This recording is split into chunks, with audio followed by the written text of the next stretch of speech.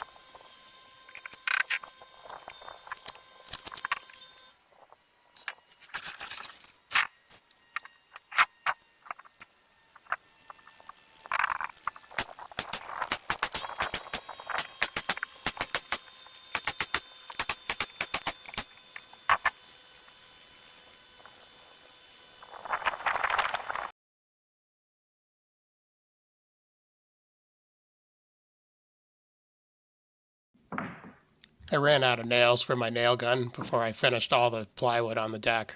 So the next day I finished up with some hand nails, just this little final strip of half-wide sheets of plywood to finish it up.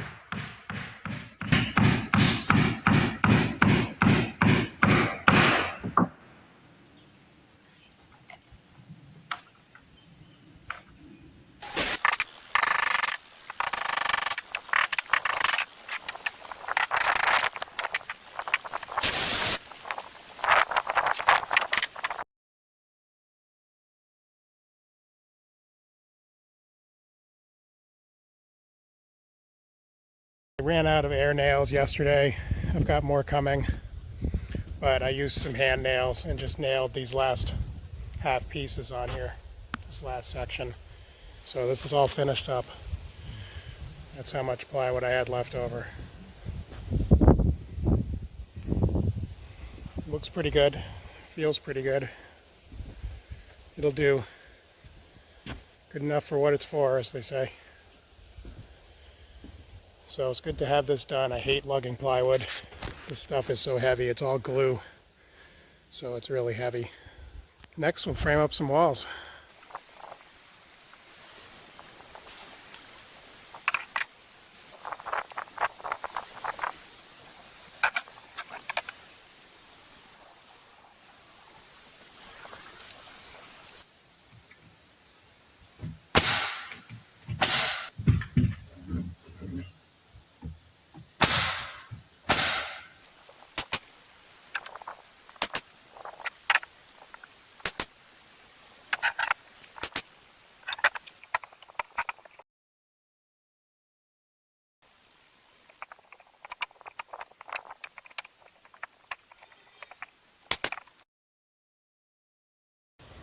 This is the front wall, all framed up,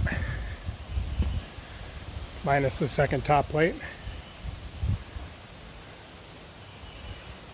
Got an 8-foot square door opening, 8 foot high, 8 foot wide. Double 2x10 header.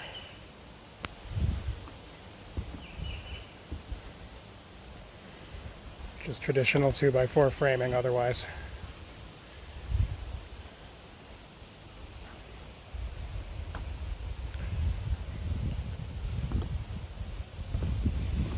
I'll install the top plate and this will be ready to stand up.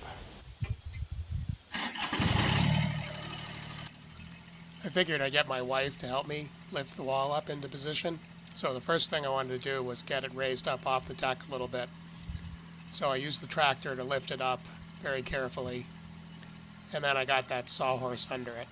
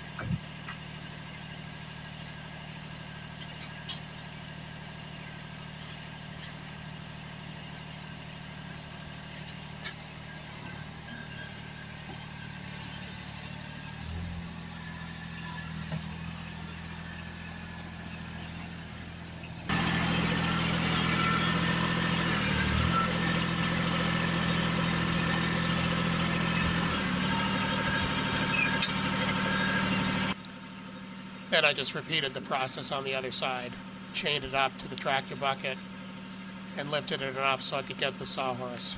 And the point of that was just to get it up to kind of waist height so that it would be easier to lift for the two of us.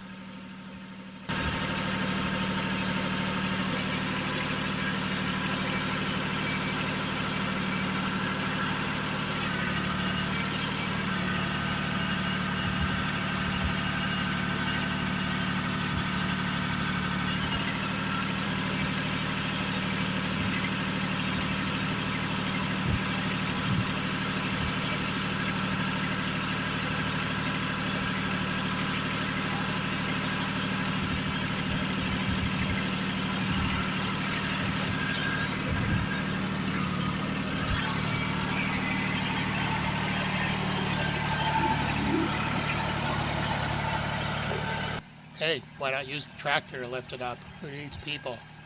So I got a strap, set it up around the header on my door opening, and got ready to pull the wall up with the mechanical advantage of my tractor.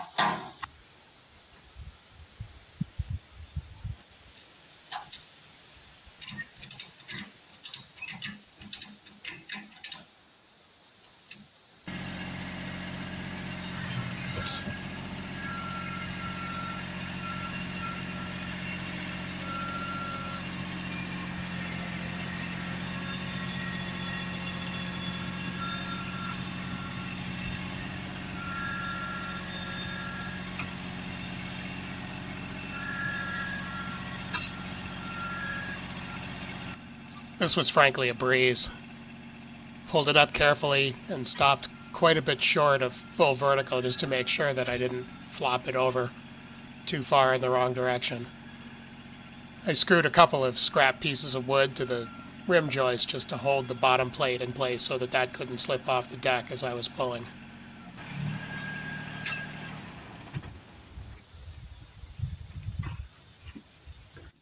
With it mostly raised now, I could easily use those braces that I'd installed before I raised it and just push it up the rest of the way so that it was more or less plumb.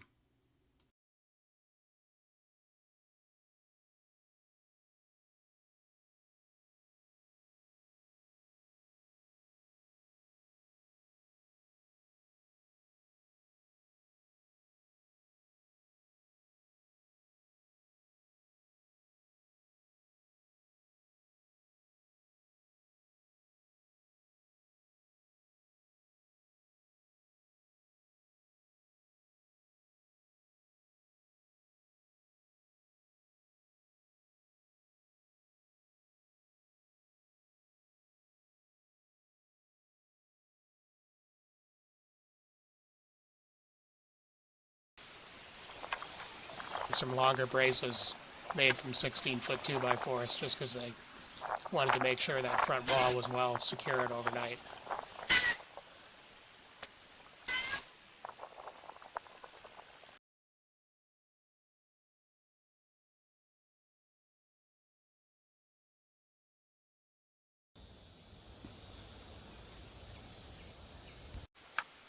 I finished up for the day with a couple of braces on the front wall to prevent racking side to side.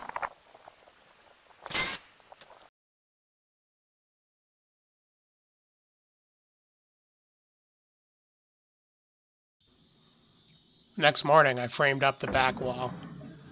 This was a pretty simple wall, 8 feet tall, with 2 window openings.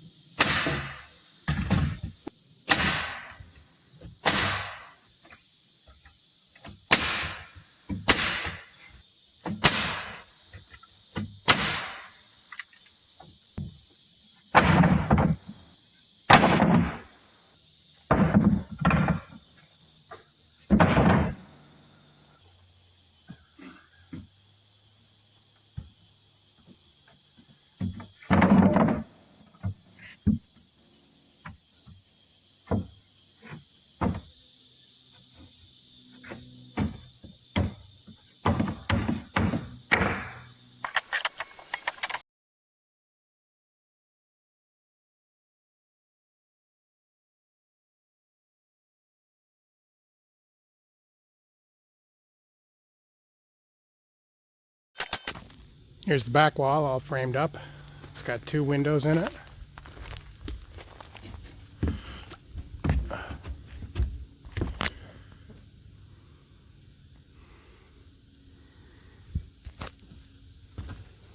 Otherwise, nothing fancy.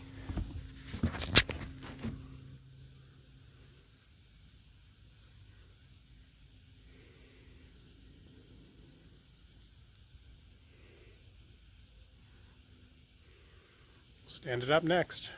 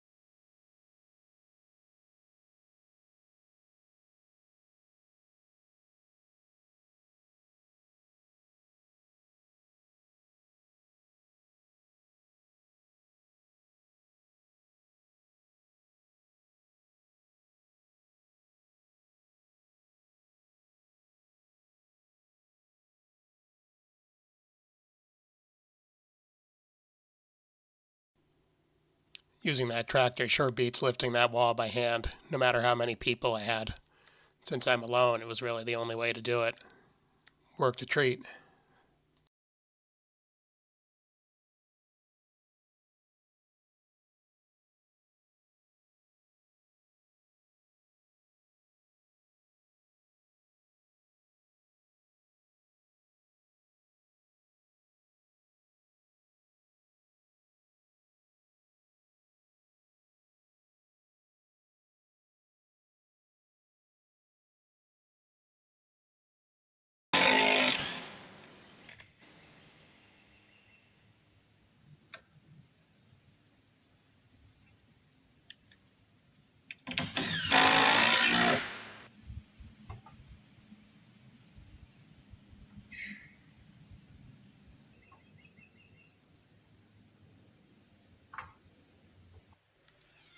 I'd rather have too many braces than not enough, so I added a couple more on the inside and also braced the back wall longitudinally so that it couldn't rack. This was because I just didn't know how my schedule was going to be and if I'd continue working on the wall right away the next day or if there'd be more of a break. So I just wanted to be sure that these two walls weren't going to go anywhere.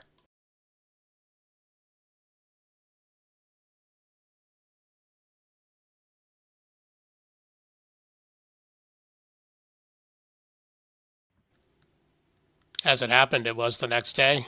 I had time and inclination to build the two sidewalls, so I had to move those braces on the inside, but that was no problem.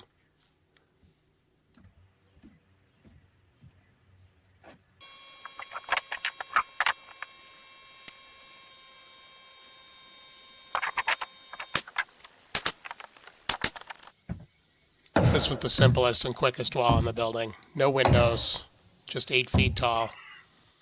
No cutting, no messing around.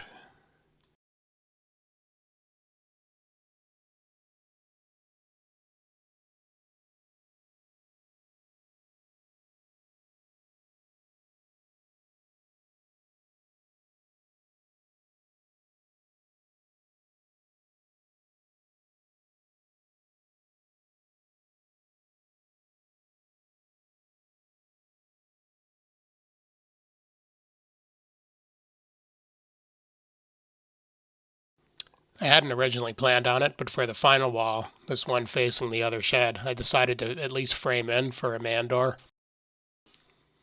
Would make access easier, and I could always add the door at some point in the future. So I framed in for a standard 3068 man door.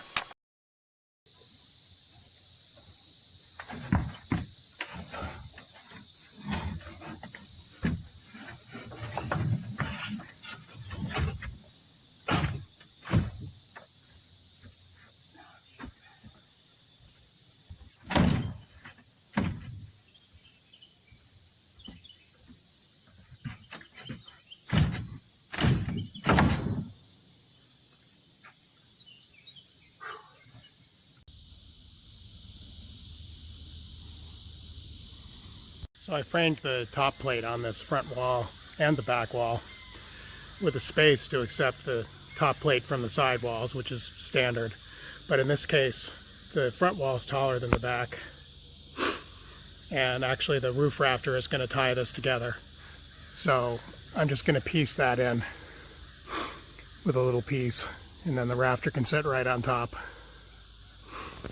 On the back side, the second top plate does overlap the back wall where I left that space. And I'm going to frame in the angle separately from the front wall to the back wall once I get a rafter in there.